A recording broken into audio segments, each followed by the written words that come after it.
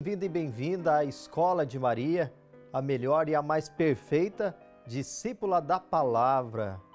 Irmãos e irmãs, nos primeiros séculos do cristianismo, os chamados pais da igreja estabeleceram os alicerces teológicos para a compreensão e meditação do mistério da encarnação.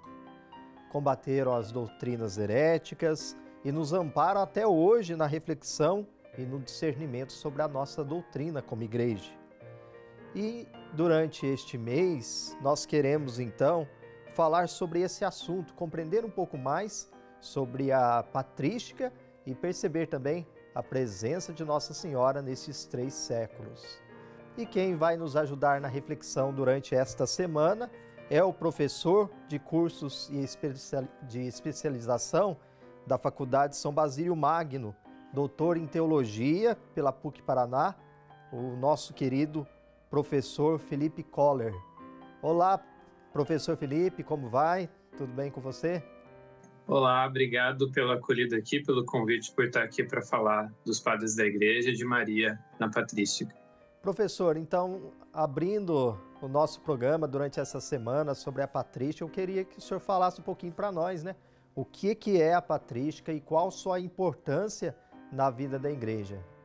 Sim, na verdade é até um pouco lamentável se a gente parar para pensar o quanto a própria expressão padres da igreja é uma coisa que a gente não costuma ouvir muitas vezes nas nossas comunidades, ainda parece um tema distante, algo muito alheio a nós, mas se trata daquilo que fundamenta toda a nossa compreensão da doutrina cristã, né?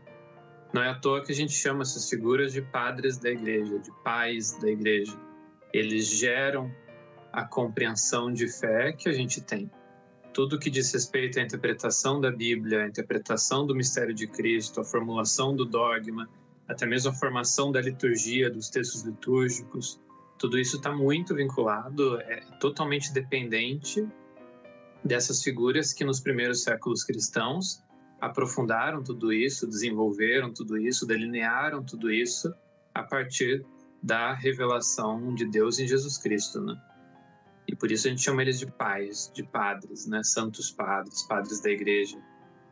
No fim das contas, a gente não é filho de chocadeira, né?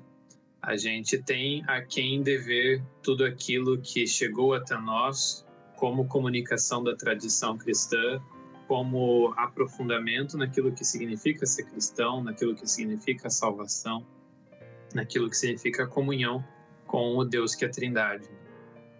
Então essas figuras são esses responsáveis pelo desenvolvimento da fé ao longo dos primeiros séculos, né? A gente costuma considerar os escritores que vêm logo depois do Novo Testamento até mais ou menos o século VIII, geralmente se considera para falar dos padres da igreja. Isso porque é o período que corresponde aos grandes concílios dos primeiros séculos, né? Aos grandes concílios do primeiro milênio, antes que houvesse a grande divisão, o grande cisma entre o Oriente e o Ocidente. O último desses grandes concílios aconteceu no século VIII, em 787, e então é mais ou menos por ali que a gente costuma situar o fim da época patrística e a passagem para uma nova fase, né? O fim de uma época em que está assentado o fundamento daquilo em que a gente crê como cristãos, o fundamento da liturgia que a gente celebra, o fundamento do modo de compreender a nossa vida como cristãos. Bacana, então nós como igrejas hoje, acredito que é a missão nossa também olhar para este período da patrística para reconhecermos como igreja, né?